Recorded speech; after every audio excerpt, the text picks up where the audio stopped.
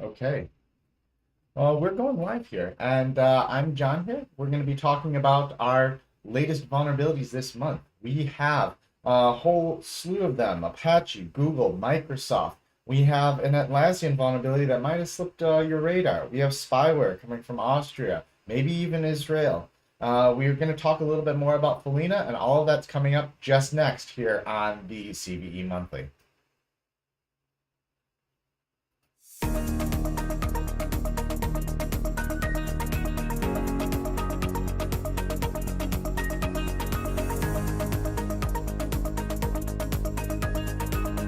Okay.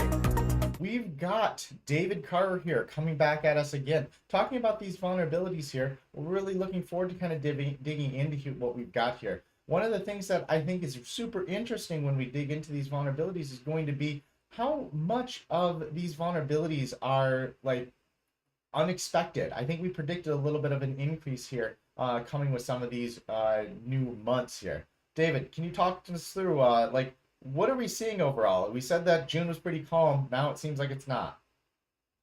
Yes, I don't think it's any surprise that within a month we're back to 0-day vulnerability exploitation, particularly for the vendors that we saw for this last month, which were Microsoft and Apache and Google. Um, Based on really the last year of exploitation, if we were to throw a dart and see which vendors are most likely to have criminal attention, it would be those three. And then one of the things too about Google is they have been fairly strict about rooting out 0-day vulnerability exploitation for their products. So I would have put my money on Microsoft being the vulnerability to break the lull, but it ended up being Google, which wasn't a complete surprise. Yeah. I think that makes a lot of sense. Can you talk us through a bit of like we're seeing when you talk about threat actors, normally we don't think of them as like say top of the line, somewhat maybe owned malware dealers, I guess is probably the best way I can describe them. What are we seeing here with these? I think we looked at a little bit. We know of obviously NSO Group, but like we seem to be seeing more of this like I guess these almost cyber mercenaries is probably what I can think of them in terms of. Like what are we seeing here? Yeah, there were two groups that were involved in exploitation for vulnerabilities this month that I think are worth calling out. So there was an Israeli group, Kandaroo, I believe that's how you pronounce it, and they were responsible for distributing Devil's Tongue spyware.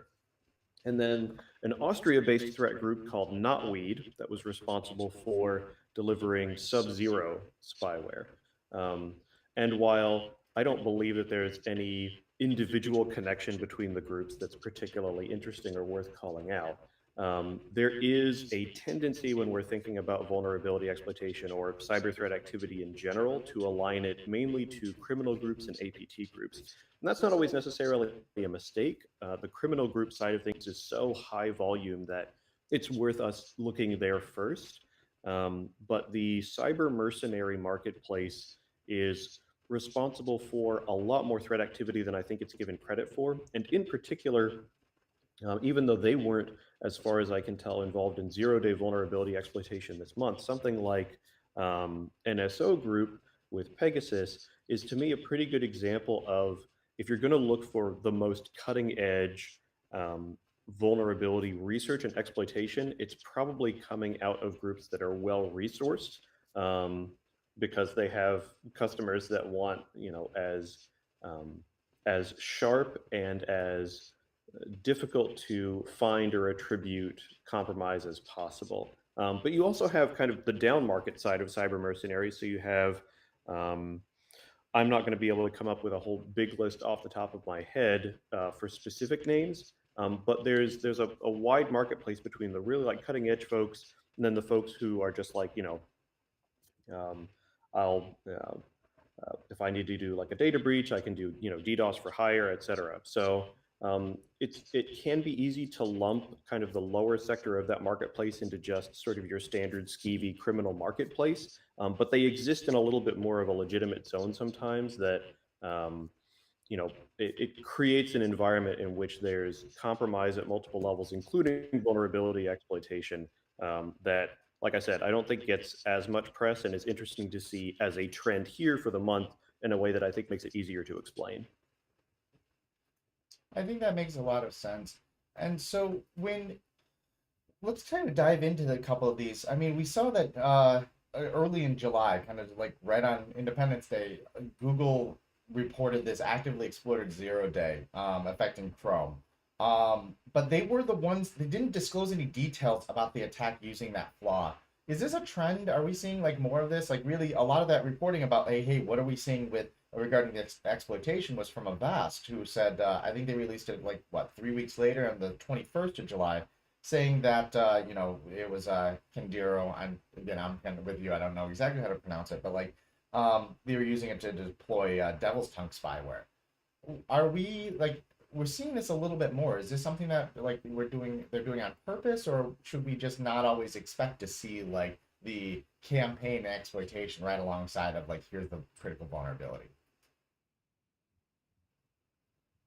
Well, I think you've hit a good point that it does often depend very much on which vendor is responsible for the disclosure, and how it's affecting them. Um, Google and then kind of similarly Apple are typically very cagey about what is involved in exploitation of a vulnerability. They'll say that you need to update your software, but they usually aren't going to reveal too many details about what is involved with the particular component that's vulnerable until enough users have had an opportunity to update that releasing that information isn't going to offer the opportunity for people to put together proof of concept exploits or other type of compromises in a way that's fast enough to compromise a significant portion of their user base. If, for example, I'm trying to think of kind of a better item here. You have other vendors, either their own disclosure practices, they're not as concerned with some of the details, or you might have, and this is a little bit more true, I think, for things like open source software, where somebody like an Avast would point out that there's an issue, and then there's not necessarily going to be the same caginess because it's open source. And then finally, you have aspects where the exploitation of something is proven based on somebody initially creating the proof of concept exploit on a place like GitHub. And in that case, the cat's completely out of the bag. But yeah, to your point, it is a trend. It is something we've seen for Google and for other vendors before. So I doubt outside of somebody reverse engineering it and putting together a proof of concept in the near future, we're going to have too many more details about it, which on one hand is potentially a good thing because in many instances over the past couple of years, it's not that long between somebody putting together a proof of concept exploit and then it immediately being exploited in the wild. In fact, I think, yeah, this is, if you don't mind me referring to my notes, I think this is what happened with the Apache Spark vulnerability. For that one, there was a vulnerability in Apache Spark where it got disclosed 2 days later. I think it's 2 days. Um, the proof of concept exploit is posted to GitHub, and then a day or two after that, people start seeing exploitation attempts in the wild. And it is important to caveat that when we say exploitation attempts, that can mean somebody that's just testing to see whether something works, and that could be on like a research capability. It's not necessarily someone that's actively trying to engage in an intrusion or some type of disruptive attack, but it goes to show the speed with which once details are out there, they can start getting exploited or used by other types of actors. Yeah, I think that that's certainly like something that we're always concerned about is that level of speed. I think there's one vulnerability we haven't talked about that kind of I know it scared a lot of people, especially in like the tech industry, and that's going to be the Atlassian vulnerability because I know how many organizations are looking at like Confluence there. I think that was CVE 2022 26138. What have we seen on that? Is it being exploited in the wild? What did we like track on that? There is, as far as I'm aware, exploitation in the wild. It is interesting as a trend now for Atlassian's Confluence product because previously, within the last month and a half, 2 months, we saw exploitation for 26134, which is again a vulnerability in Atlassian's Confluence. This one We don't often see vulnerabilities that are as, I suppose, blatant as this one, but 26138 is a hard-coded password vulnerability. Usually you don't, like I said, you don't tend to see those as much for some of the major vendors or like larger scale vendors within their space. I don't have too many more details beyond that, except to say that if you're running Atlassian's Confluence, understand that if you're working with Microsoft or Google or Apple, you can expect that there's going to be some higher attention for zero-day exploitation. But within something like Confluence, particularly with the increasing reach that and other similar kind of SaaS platforms have, it's probably worth paying a little bit more priority for that on the vuln management side over the next couple months. So we're talking about paying attention to things over the next couple months. Let's talk about everyone's favorite vulnerability from the first half of the year, Felina. It looks like we have, Hmm. has that gone away, or are we still seeing kind of continued challenges with that particular vuln? Well, I would not expect that to go away anytime soon. I'm also going to apologize because the air conditioning just kicked in here, so we may have some background noise. But no, we, Felina and what I would call the landscape that Felina opens up is definitely not going away anytime soon. There has been a little bit of back and forth from Microsoft on are we or are we not turning off macros? And I guarantee you that criminals and sophisticated, either nation state or otherwise well backed groups, cyber mercenaries, are watching that development pretty carefully because it influences what type of infrastructure they need to set up for things like phishing emails over the near future. So if macros off by default is indeed the future, then Felina is the future because you have to find ways of using malicious documents that don't rely on macros.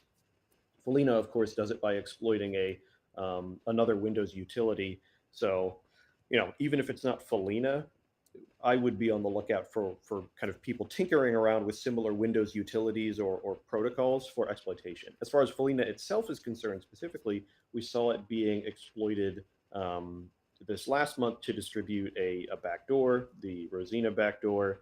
Um, I would say at this point, um, we're almost certain to see within the next couple months, additional stories coming about, like Felina exploited by this group to deliver this malware, or Felina incorporated into this botnet, or Felina, has been added to this tool for general testing, whatever the case might be. And that tends to be the longer term trend for, massive prominent vulnerabilities. Yeah, and I think that, you know, you really hit the nail on the head with regards to the idea that we have, as we get better as defenders, you're going to see these adversaries start migrating, and the fear is always like, the next door. I think back to the Google Chrome, I'm sorry, the Project Zero report saying that out of the 0 days that have appeared in the first half of 2022, we've seen a lot of these being almost rhyming with past 0 days. They're not really innovating or trying to find something especially brand new. They're looking in that same attack space. Um, in this particular case, Fortinet researchers put out a report on a phishing campaign that was using the Rosina backdoor that was exploiting this particular the Felina vulnerability. Can you describe that a little bit for us? I'm going to say at the moment, I don't have too many details to share for that. I think that it's always going to be interesting to see new security companies, not new, but like security companies that hadn't previously reported on exploitation, finding it in different ways. Um, as far as Fortinet specific research, I'm going to be honest, I'm not in a position to give too many details about that, except for the fact that, if you have multiple folks outside of kind of the originals, month after month after month disclosing new types of exploitation, then if you have not done anything about it, this would be the time to do something about it. I think the time is now is probably the persistent security concern. Um, there's Yeah. one last vulnerability we didn't talk about here. This may not be a major vendor one, but I think it's pretty widespread, and that's Django, the Python web framework. Seems like they have a pretty high severity vulnerability. You want to talk about it for us a little? I can, yes. So just as kind of a background, the way that we will put this report together is to look for vulnerabilities that have the highest risk scoring within our platform, and that can be due to a number of reasons. And the Django vulnerability is up there for no other reason than the severity of exploitation and impact that is possible. I don't believe that we've seen any exploitation in the wild, but the NIST score is, or I guess I should say the CVSS score is quite high. It is a SQL injection vulnerability. As you said, it affects Django. Django is, as you noted, fairly widespread across a lot of websites. And anytime that you see, anytime that there's like a framework on which a lot of other like infrastructure rests. So, for example, if there's a Microsoft Exchange vulnerability, that affects Exchange servers, but there's not necessarily outside of like bespoke tooling. There's not necessarily other stuff that relies on it at a core level. But then you have stuff like Apache, or in this case, Django. Anything that's used to like build things on top of that tends to heighten my alarms pretty quickly, because you have so many second and third order effects of things that can be exploited once you get access to kind of the root level. And while it's not exactly in the same camp, being able to affect kind of the general web framework, it's similar to exploitation that we've seen for things like WordPress and WordPress plugins in the past, and then also the kind of the larger software dependency, package dependency side of things. So again, while we haven't seen specific exploitation, depending on what a target is or what stuff relies on Django that might be of interest to a criminal or a more sophisticated actor, this is something still to pay attention to. I think that's something that we really want to thank the Insikt Group for staying on top of it and putting out these types of reports so that we can get these kinds of summaries there.